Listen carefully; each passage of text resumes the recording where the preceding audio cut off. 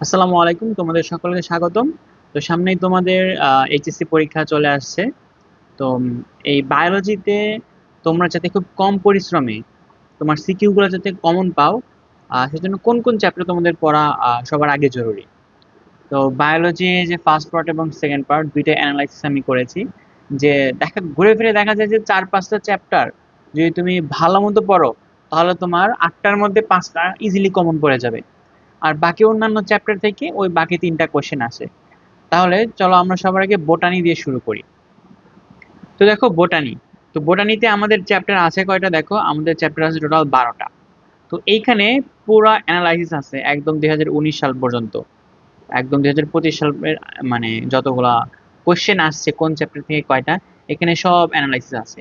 তো আমি যে অ্যানালাইসিস করে দেখলাম, শর্ট সিলেবাস হোক আর আগের লং সিলেবাস হোক, সবগুলোর মধ্যেই এই বোটানিতে সবচেয়ে বেশি কোনটা আসে? সবচেয়ে বেশি আসে হচ্ছে চ্যাপ্টার 1, সবচেয়ে বেশি আসে। এরপরে যেটা বেশি আসে সেটা হচ্ছে চ্যাপ্টার 9। এই দুটো থেকে সব সময় একদম কোশ্চেন আসবেই। একটা হতে পারে, দুইটাও হতে পারে। অনেক সময় দেখা যাবে দুইটা মিলে 3টা বা 4টা কোশ্চেন চলে আসছে। তাহলে এই দুইটা মাস্ট। এবং এর সাথে চ্যাপ্টার নাম্বার 2 এবং কত, চ্যাপ্টার নাম্বার 2 এবং হচ্ছে চ্যাপ্টার নাম্বার 11, এই দুইটা চ্যাপ্টার, এই দুইটা চ্যাপ্টার যদি পড়ো, তোমার মোটামুটি 4-5টা কমন পড়ে যাবে। অনেক সময় 6টাও কমন আসতে পারে। তাহলে অ্যাটলিস্ট তুমি যদি বোটানিতে কমন পাইতে চাও, তোমার কি করতে হবে?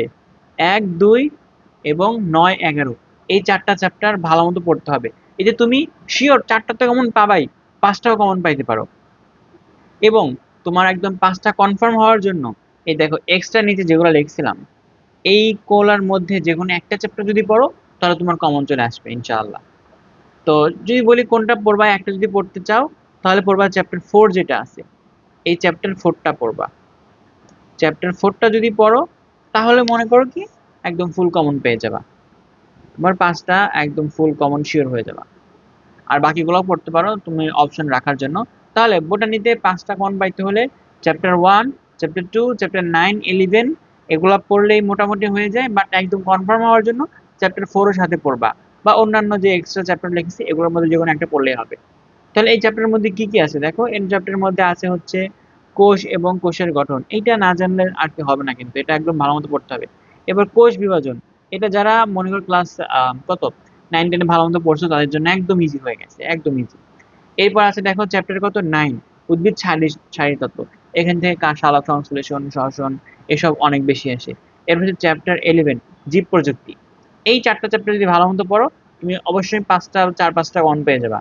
আর একদম কনফার্ম হওয়ার জন্য এই চ্যাপ্টার 4 পড়বা। এগুলা থেকে বাদ দিয়ে এইচএসসি তে কখনোই কোশ্চেন করবে না।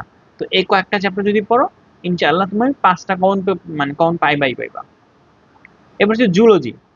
জুলজি যদি আমরা একটু দেখি, দেখো জুলজিতে এটা হচ্ছে বিগত সালগুলোর মধ্যে কোনটায় কবে কতগুলো আসছে সেগুলোর একটা বিস্তারিত লেখা। তো এটা বিস্তারিত করে দেখা যাবে কি, যে তুমি যে প্রথম যে 4টা চ্যাপ্টার আছে, এই প্রথম 4টা চ্যাপ্টার যদি ভালো মতো পড়ো, তোমার 4টা সৃজনশীল একদম কমন। 4টা পড়লে প্রতিটা থেকে একটা একটা করে সব সময় আসে। তুমি যদি এগুলো খেয়াল করো, দেখো এগুলো যদি খেয়াল করো সবগুলোতে চলে আসছে। শর্ট সিলেবাস হোক আর লং সিলেবাস হোক, সবগুলোতেই চলে আসবে। তোমাদের তো লং সিলেবাস হবে, তাহলে তোমাদেরও কি হবে, এখান থেকে চলে আসবে। তাহলে সবার আগে কি করবা, তোমরা এই 4টা চ্যাপ্টার পড়বা, প্রথম 4টা চ্যাপ্টার, প্রথম 4টাতেই তোমরা কমন পেয়ে যাবা, 4টা কমন পেয়ে যাবা। আর একটা কমন পাওয়ার জন্য কোনটা পড়তে হবে? সেটা পাওয়ার জন্য পড়তে হবে চ্যাপ্টার 11। এটা কোনটার অধ্যায়? এটা হচ্ছে জিনতত্ত্বের অধ্যায়টা। তো এই 5টা চ্যাপ্টার পড়লে 5টা তোমার কমন। এই 5টা চ্যাপ্টার পড়লে কি হবে, জুলজিতে তোমার 5টা সৃজনশীল কমন পড়ে যাবে। আর বাকিগুলো থেকে মিলে বাকি 3টা দিবে। তাহলে কি করবা, জুলজি পড়ার ক্ষেত্রে এই 5টা চ্যাপ্টার সবার আগে শেষ করবা। এরপরে অন্যান্য চ্যাপ্টারের সিউ গুলো শুরু করবা। তাহলে 5টা চ্যাপ্টার কি একটু দেখে নিই। প্রাণীর বিভিন্নতা ও শ্রেণীবিন্যাস, এখান থেকে বিভিন্ন পর্ব টর্ব আছে, যেমন পার্থক্য কি, কোনটা কোনটা থেকে কেন উন্নত, এগুলো পড়তে হবে। তারপর প্রাণীর পরিচিতির মধ্যে যে 3টা জিনিস আছে, কি কি? ঘাস ফড়িং, রুই মাছ আর হচ্ছে হাইড্রা, ভালো মতো পড়বা। তো পরিপাক ও শোষণ, এখানে বিভিন্ন খাবারের শোষণটা এবং যকৃতের কাজটা সেগুলো শিখতে হবে। এবার রক্ত সংবহন, এটা একটু ভালো মতো পড়বা। আর হচ্ছে চ্যাপ্টার 11, জিনতত্ত্ব এবং বিবর্তনের যে ফার্স্ট যে অংশটুকু, সেটা পড়লে হবে। ওই পরের যে বিবর্তনেরটা না পড়লেও চলবে, ওটা সৃজনশীলের জন্য দরকার নেই। ফার্স্ট হাফ পড়লেই তোমার সৃজনশীলের জন্য হয়ে যাবে। তাহলে এই 5 চ্যাপ্টার পড়লে তোমার সৃজনশীল 5টা কমন পেয়ে যাবে। তাহলে তুমি যদি একটু সিস্টেমিক উপায়ে এই 5টা চ্যাপ্টার আগে তুমি যদি সিকিউ সলভ করো তোমার গাইড থেকে হোক বা টেস্ট পেপার থেকে হোক, তাহলে কিন্তু তোমার সিকিউতে আর কখনো আটকাবে না। তাহলে সবার আগেই তোমার যাতে সিকিউ কমন পড়ে, বায়োলজি তুমি যতই দুর্বল হও না কেন, তুমি যদি টেস্ট পেপার থেকে সিকিউ গুলো সলভ করে যাও, তোমাকে কেউ আটকাতে পারবে না। অবশ্যই সিকিউ গুলা এই কয়েকটা চ্যাপ্টার আগে শেষ করবা, তারপর বাকিগুলো শেষ করার ট্রাই করবা। ইনশাল্লাহ ভালো একটা পরীক্ষা হবে তোমাদের। তোমরা সকলে প্রস্তুতি নিতে থাকো।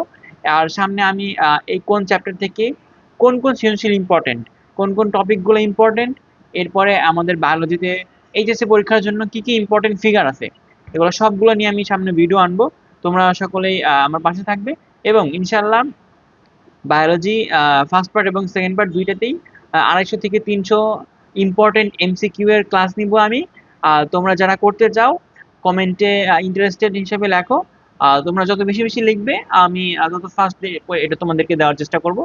আশা করি যে তোমরা তোমাদের পরীক্ষার বহুত আগেই এটা পেয়ে যাবা। তো বেস্ট অফ লাক তোমাদেরকে।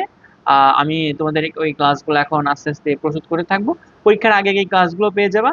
আর যে বিভিন্ন সাজেশন গুলো আছে এগুলো আমি মাঝে মাঝে দিয়ে থাকবো। তোমরা অবশ্যই আমার চ্যানেলে আর কি খেয়াল রাখবা, অ্যাক্টিভ থাকবা। তো বেস্ট অফ লাক। তোমরা এখন যারা সাবস্ক্রাইব করোনি অবশ্যই সাবস্ক্রাইব করে ফেলো। তো আজ এই পর্যন্তই, বিদায়, আসসালামু আলাইকুম।